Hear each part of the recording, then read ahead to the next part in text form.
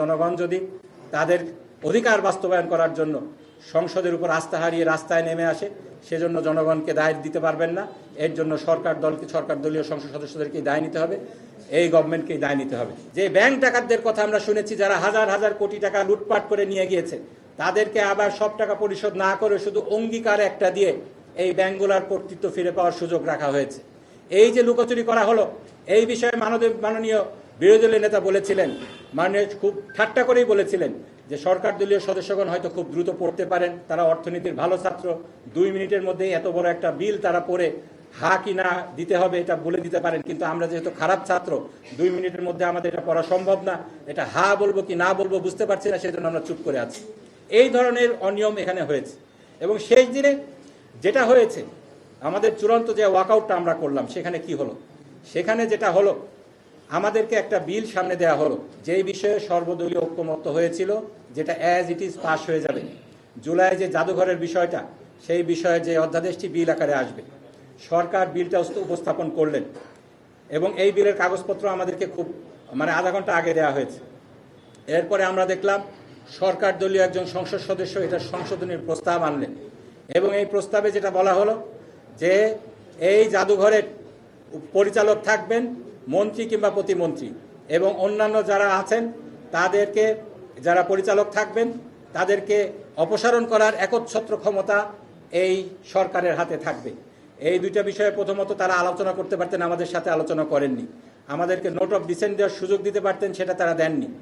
এবং আমাদেরকে প্রকারান্তরে তারা অ্যাম্বুশ করেছেন, পিছন থেকে এসে অতর্কিতভাবে আমাদেরকে এই বিষয়ে সারপ্রাইজ করেছেন।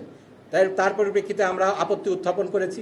এক্ষেত্রে আমাদের মাননীয় বিরোধী দলীয় হুইপ যিনি আছেন জনাব নাহিদ এই ব্যাপারে বিস্তারিত বলেছেন।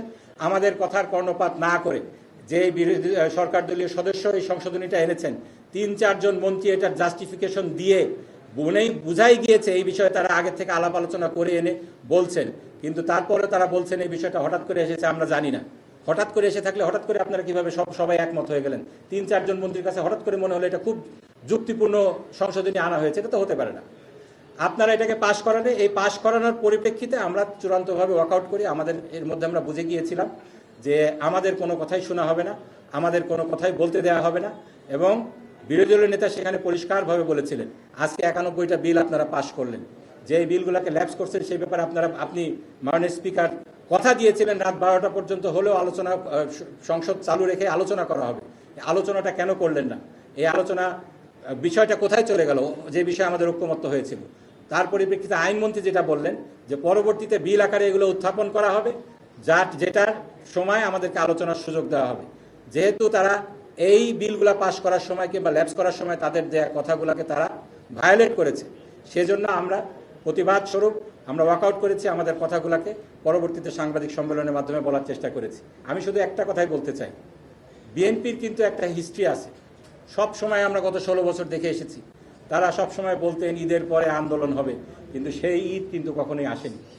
এখন যে বিলগুলোর ব্যাপারে তারা আন্তর্জাতিকভাবে চাপের মুখে পড়েছে, সেই মানবাধিকার কমিশন বিল, তারপরে গুম কমিশনের বিল, এরপরে সেই স্বাধীন সচিবালয়ের বিচার বিভাগের সচিবালয়ের বিল, তারা বলছেন অধিকতর সংশোধন করে তারা স্টেক হোল্ডারদের সাথে আলোচনা করে আনবেন।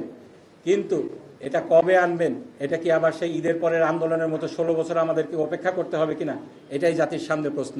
আমাদের সেই জাতির মেরামতের কাজ, নতুন বন্দোবস্তের যে বিষয়ে জনগণ বিপ্লব করেছে, গণ অভ্যুত্থান করেছে, তাদের ম্যান্ডেট দিয়েছে গণভোটের মাধ্যমে, সেটার বাস্তবায়ন আমরা দেখছি সুদূর পরাহত।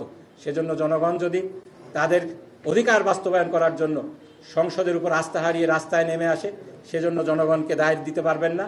এর জন্য সরকার দলীয় সংসদ সদস্যদেরকেই দায় নিতে হবে, এই গভর্নমেন্টকেই দায় নিতে হবে।